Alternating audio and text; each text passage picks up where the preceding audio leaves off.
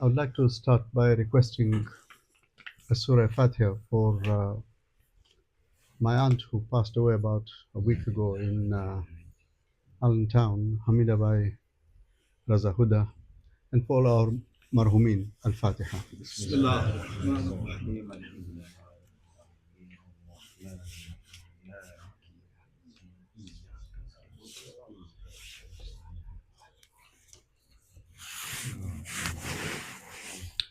أعوذ بالله من الشيطان الرجيم. بسم الله الرحمن الرحيم. الحمد لله رب العالمين. الحمد لله الذي هدانا لهذا وما كنا لنهتدي لولا أن هدانا الله، والصلاة والسلام على سيدنا ونبينا وحبيب قلوبنا وطبيب نفوسنا بالقاسم محمد. اللهم صل على محمد وآل محمد وآله وأهل بيته الطيبين الطاهرين وأصحابه المنتجبين، ولعنة الله على أعدائهم وغاصبي حقوقهم من أول ظلمهم إلى يوم القيامة. أما بعد، فقد قال الله تبارك وتعالى في القرآن الكريم: بسم الله الرحمن الرحيم، قل لا أسألكم عليه أجرا إلا المودة في القربى. صدق الله العلي العظيم، وصدق رسولنا الرب الكريم، وصدق مولانا أمير المؤمنين. صلوات.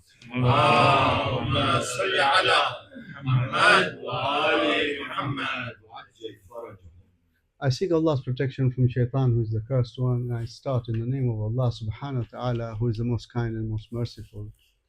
Indeed, all praise is to Allah subhanahu wa ta'ala, who is the master of all the worlds, and all praise is to Allah subhanahu wa ta'ala, who has guided us to this right path of Islam, and had He not shown us of this true way, we would have been of those who are lost.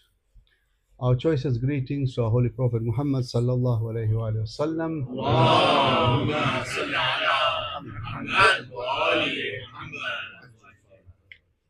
And the family of the Ahlul Bayt and their chosen companions. And may Allah's curses rain on their enemies, on those who usurp their rights, from the day they started their injustice to the day of Qiyamah.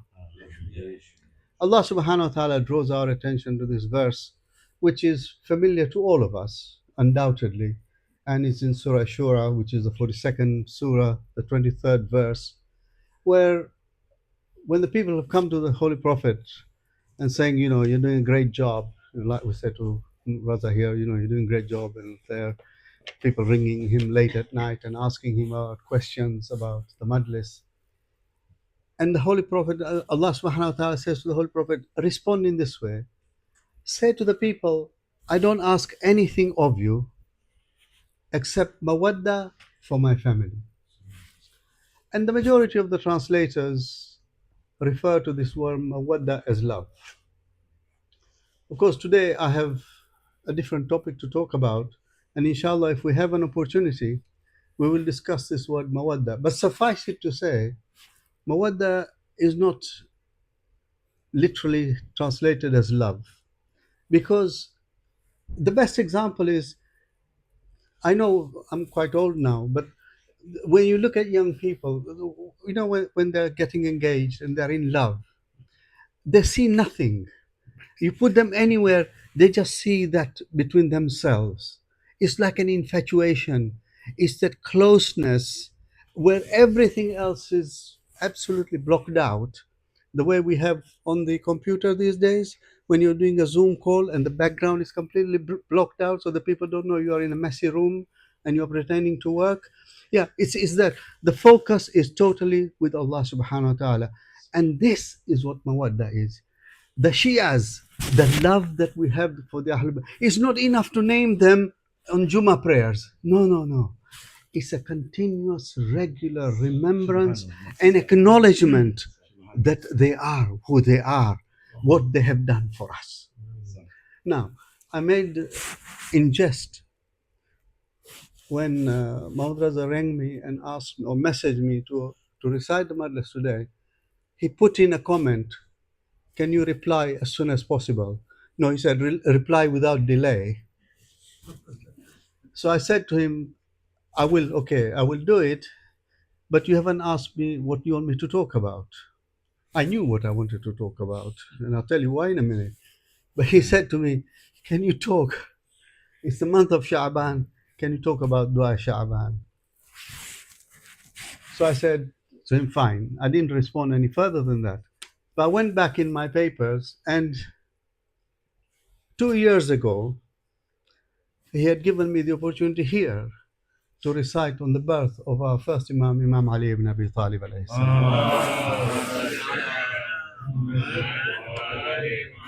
So maybe I got something right. For 2 years later, he remembered me, and he has asked me to recite this occasion.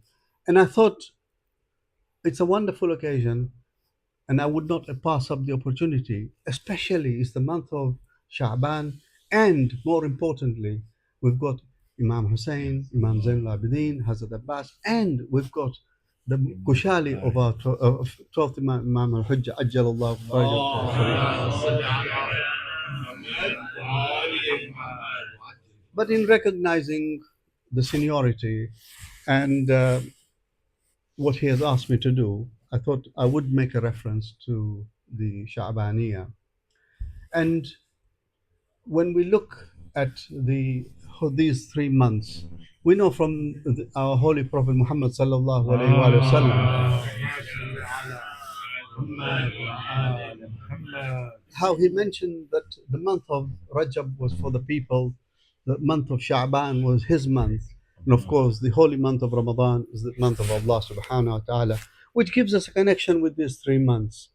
But I want to bring one further connection with these 3 months through this. Of course, let me correct myself. I said Dua Shabaniya. It isn't. It's a munajat of Shabaniya. There's a vast difference between a dua and a munajat. Munajat is a recitation, but with the difference is a personal communication. It's a whispering. You know, like the birds twittering and each other recognizing themselves. In the same way as I gave the allegory earlier about the two lovers. So often they don't even have to mention words. It's just the look. It's just the internal feeling that is generated. That is what munajat is all about. And which is why our fourth Imam, Imam Zain al-Abidin alayhi salam, in the Sahifa Sajadiya, there are the munajats. It's recommended to read it at night, maybe after you have offered your tahajjud, because it's just you and Allah subhanahu wa ta'ala. You're communicating on a one-to-one basis. That is what munajat is all about. And this is, I would certainly, if you haven't got it, ask Muhammad Raza to send you via WhatsApp or whatever, because he obviously quite correctly assumed that I did not have the dua. So he sent it to me. But the beautiful thing about what he sent me, the PDF copy, was one, it had the introduction about the dua. Two, it had the comment from great scholars and mystics on the dua. Furthermore, it had the line by line translation of the dua. And then you had the dua itself and a full translation complete. So I would recommend, if you want it, ask him. I'm sure he will oblige. Suffice it to say, I just took one line out of the dua or the munajat of Sha'baniyah, where Imam says, وَإِنْ أَدْخَلْتَنِيَ النَّارِ أَعْلَمْتُ أَهْلَهَا إِنِّي أُحِبُّكَ. And oh Allah subhanahu wa ta'ala, if you were to place me in hell, there's no objection on my part, but I will certainly tell everyone there how much I love you. It's a total acknowledgement. And now I take you to that dua which we recite every Thursday in Dua Kumail, where we tell Allah subhanahu wa ta'ala, if you give me the power of speech and you put me in Jahannam, then أُنَادِيَنَّكَ أَيْنَ كُنْتَ يَا وَلِيَّ الْمُؤْمِنِينَ. I will be shouting out to all of them and saying, where are you? Oh my Lord, the Lord of Mu'mineen. You have put me in Jahannam. I accept it. You've given me the power to speak, but I will be telling everybody. And that is the connection between our Imam Ali alayhi salam through all these 3 months. So, if we're going to do that, and I want to celebrate the Wilaadat today. So, for our first Imam, as our Holy Prophet has said, زينوا مجالسكم بذكر علي ibn Abi Talib. And garland, brighten up your gatherings with the mention of Ali ibn Abi Talib. So one short hadith, for those who are here 2 years ago, they may say, repeat Kareche. Yeah. But if that is the case, just raise your hand and I'll add another hadith which I did not recite. And I brought the Arabic in case of those who often challenge and say, well, where did you get that from? Okay. So this is from the work called Saluni Qabla an Tafqiduni by Sayyid Hakimi. He says one day the Holy Prophet Muhammad sallallahu alaihi wasallam.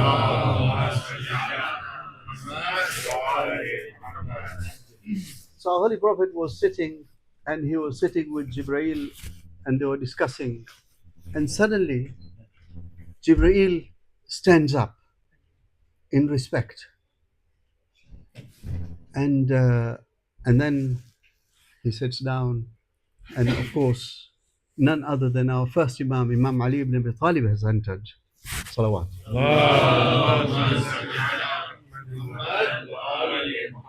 And the Holy Prophet turns around to Jibreel and says, what's this all about then? Why did you stand up? And he said, Ya Rasulullah, what can I say? I'm paraphrasing the hadith because it's quite dry when you read it in the Arabic. I mean, I'm just putting it in the vernacular the way that was the way I try to understand it, that way I remember it. He says, Ya Rasulullah, how can I not stand up in respect to my teacher? And the Holy Prophet turns around to Jibreel and says, Oh Jibreel, what do you mean he's your teacher? He says, Ya Rasulullah, when Allah created me, and He had created me, He turned round and asked me the question. He said, Man anta? Masmuk? Man ana? Man ismi? Who are you? What is your name? Who am I? What is my name? And he said, at that moment, I was so confused and perturbed, I did not know what to do, and I was hesitant. And this young man came along, and he said to me, I suppose, putting his hand on my shoulders and saying, don't worry, answer the question and say, Anta Rabbal Jalil. You are my creator, Jalil. Wa ismuka Jalil. And your name is Jalil, Jalal of Allah subhanahu wa ta'ala. Ana abduka dhalil. And as far as I am concerned, I am a nothing creation of yours. Wa ismi Jibreel. And my name is Jibreel. Wonderful. Exactly. But the thing is, the teacher is teaching Jibreel. That we all accept. We have no doubt about it, that what the Holy Prophet said, that Ana wa Aliyum min Nurim Wahid, and that we were created before everything. We know all that. But it took me a while, and rereading the hadith, Allah is asking Jibreel, who are you? What is your name? Who am I? What is my name? And Imam is teaching him how to answer it by referring first to Allah subhanahu wa ta'ala and then to himself as the created, as opposed to ignoring the creator. Because normally we would just answer the question as we were asked. What a lesson for us from our first Imam. Salawat.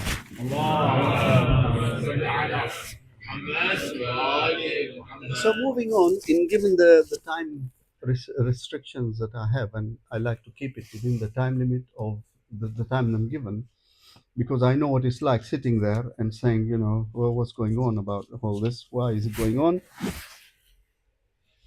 One more narration from our first Imam, and then we move on. Our first Imam, Imam Ali ibn Abi Talib alayhi salam.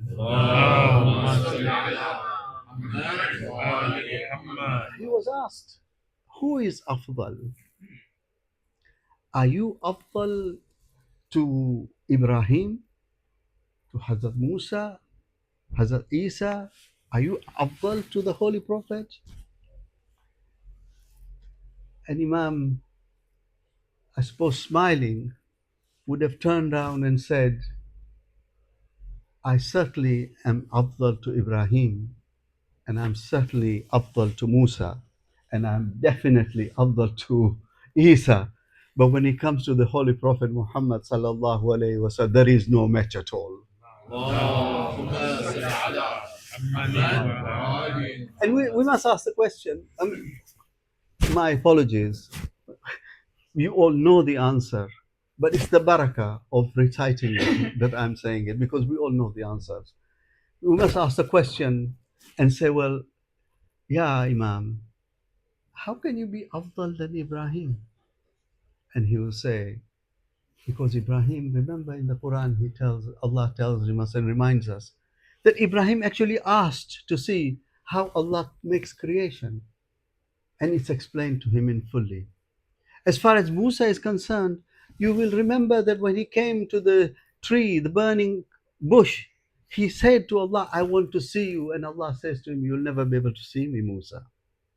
And as far as Isa is concerned, let us not forget that when his mother was in the temple, the instructions to her were, come out of this holy place. But as far as my mother was concerned, she was invited into the Kaaba. Come in, no matter what the doors are closed. We will break the wall for you. Forever, evermore, the Muslims worldwide will want to touch Rukn Yaman.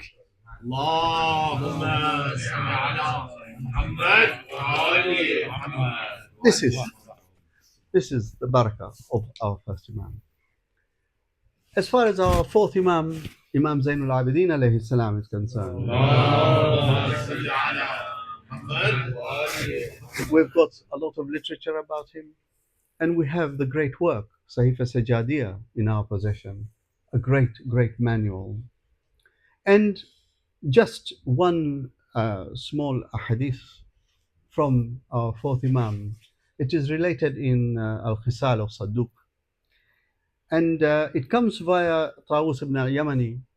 He one day asks the fourth Imam a common question we ask ourselves and said, Ya Imam, how do we define a mu'min? What is a mu'min? What are the qualities of a mu'min? And Imam just says there are 5 characteristics of a mu'min. The first one is piety. And I take this as piety as having the absolute love and connection with Allah subhanahu wa ta'ala and observing all the halal and the haram and compliant all the time with the rules and regulations. But Imam then adds one additional injunction, that the mu'min practices his piety even when no one is seeing him. And how difficult that is. Talk to those who have to travel on the tube to go to work daily. Charity. Giving in charity, we know the Quran tells us that if you give, the reward is hundreds and hundreds of times. But here Imam says, giving in charity not when you have, but giving in charity when you don't have. As one Mormon brother explained to me when he said to his father, I have given so much in charity. His father turned down to him and said, how does it feel? He said, it feels good. He said, well, give some more until you feel it is not good. Because you've got to feel that pain in your bank account, then you know you have given. So it's what I'm merely interpreting, but you can read the hadith in Khisal and you take your interpretation. Patience is the next quality for a mu'min. But patience, it's easy. But patience when you are afflicted, when either you or someone close to you is afflicted, and then see how easy it is to say, have sabr, Baba, have sabr. Because that is the most difficult time to do it. And tolerance. You know how easy it is to lose your cool. The volunteer is coming to serve you tea, and he turns around and serves it to somebody else first. You know, he's only doing it because he knows him, because he's his family, because he's the connection. And we're all guilty of it. I mean, I'm from Zanzibar, so I put my hands up and say, if it's a Zanzibari, I will always go to him first. But you see, it's having the tolerance, yes, and having when you are upset about it. And finally, being truthful. And it's easily said, I'm truthful, I'm honest. But being truthful when you are not expected or somebody does not know. For example, you go to a shop and you buy something and the person forgets to ring an item and you think, oh, I got away with it. And it's at that moment to turn around and say, no, I think you've made a mistake or you've given me the wrong change. Something like that. Being honest and truthful about it. Not lying on your CV that I am the president of whatever and the other, when in fact you're only a clerk working in the shop. Do you know what I mean? Being honest about it and being truthful. So that is from our fourth Imam. The next one I want to commemorate is none other than Alamdara Hussein Abul Fadl al-Abbas alayhi salam.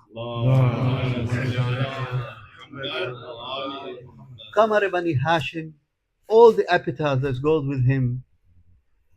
What can we say about Abul Fadl? Not a lot. Suffice it to say, the status can only come from one who is of the highest status. And that comes from none other than his father, Ali ibn Abi Talib alayhi salam.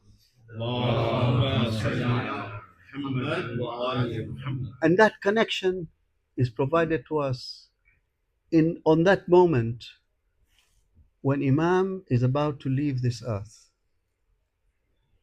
And Ummul Baneen is standing in a corner. And Imam has allocated responsibilities to everyone. And she turns around and says, what has my son Abbas done that you have not allocated a responsibility for him? And the establishment once and for all, the mahabba, the connection, the total and absolute devotion is established when he says, I have left the hand of Abbas last to put in the hand of Hussein.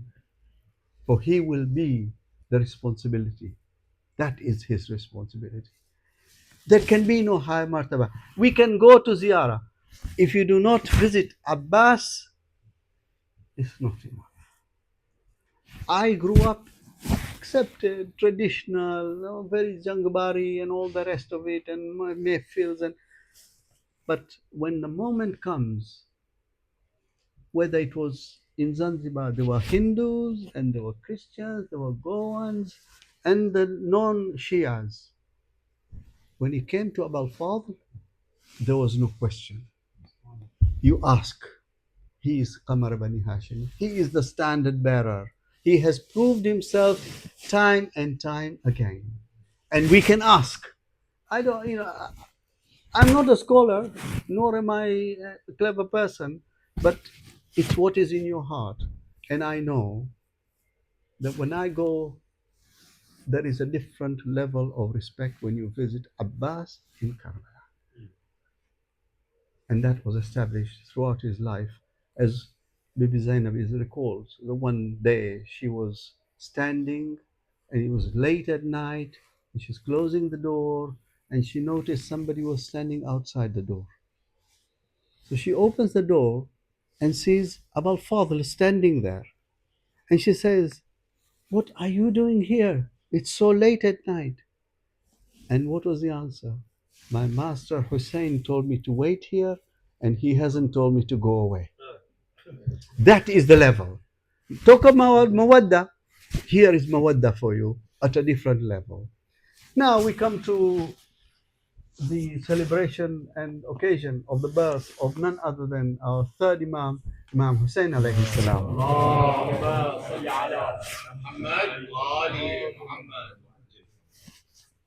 The Persians, when they talk about our first Imam,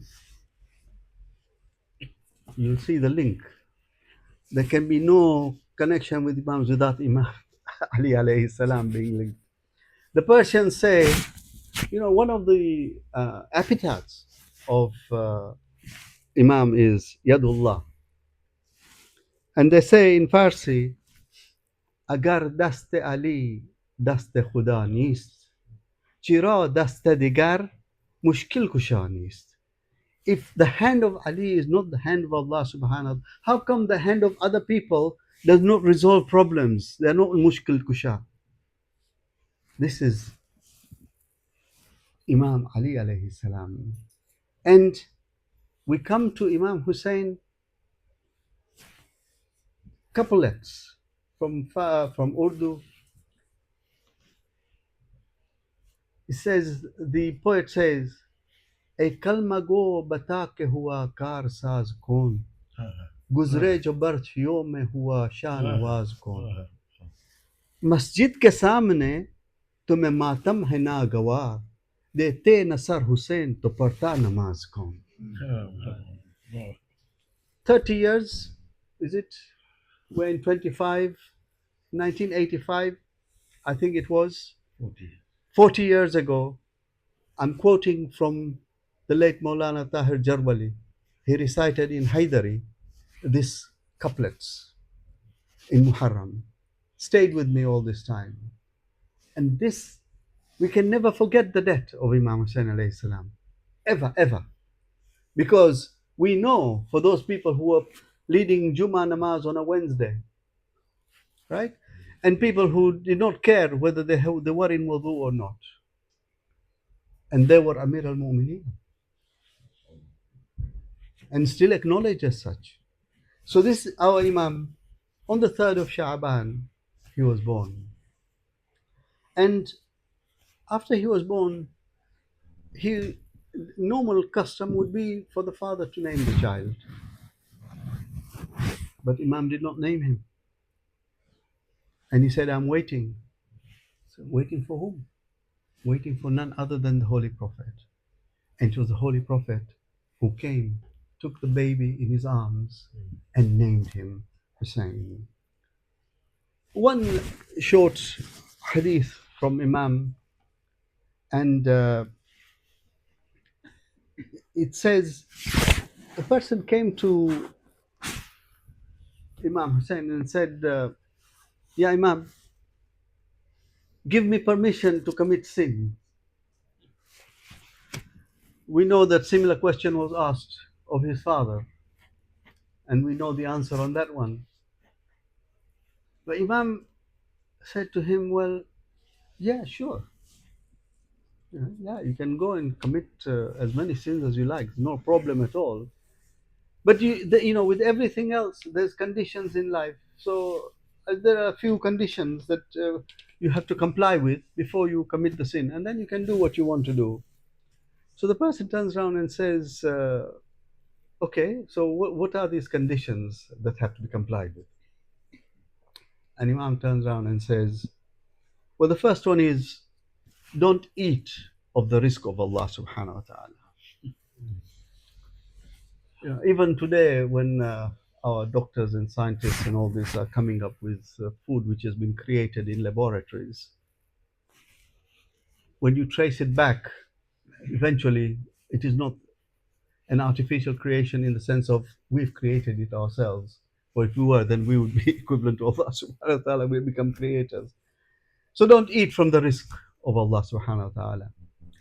And as far as living in Allah's kingdom is concerned, leave Allah's kingdom. Go and find yourself somewhere else. Salawat.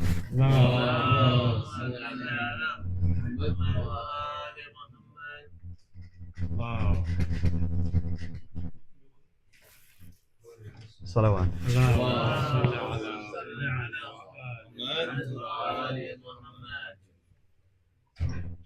This salawat. اللهم صل على محمد وآل محمد. When you are old, like me, you begin to remember things. And what we have just witnessed reminds me of that narration recited in Hammersmith about 50 years ago in the 70s. Imam Raza knows what I'm going to say because he will remember as well. It was in Muharram when the Maulana was explaining to us the event of Ghadir. And he said the Holy Prophet asked for the mimbar to be set up. And all the people were obviously willing to be part and parcel of this because, it's a great honor. And he asked everybody's saddles to be put one on top of the other to create this mimbar. And the Mullah said, this is equivalent to coming to the Majlis and somebody saying, put your keys in this basket. So you are a captive audience, you can't get out. We have the situation with, this is a good one of the Majlis. So once you are here, you can't come out. You can come in, but no going out without permission. Salawat. It's all the barakah of Imam Ali alayhi salam. Nothing else but it's barakah of Imam Ali alayhi salam. Anyway, coming back to the hadith from third Imam Hussein alayhi salam. When the person asks him about committing sin and he says, 5 things you have to comply with before you can commit a sin. One is don't eat of the risk of Allah. Leave Allah's kingdom and hide from Allah subhanahu wa ta'ala so he can't see you at all. Many people think they can do that. But however, the other thing he said, well, stop malakul maut. And the doctors would say, heart attack. What does it mean? The heart stopped. But why did it stop? My computer keeps going round until Muhammad Raza sends a virus. But however, and finally, when Allah subhanahu wa ta'ala on the day of Qiyamah says to you, there is Jahannam for you, refuse to go in. But that reminds me of the hadith of the Holy Prophet sallallahu alaihi wasallam.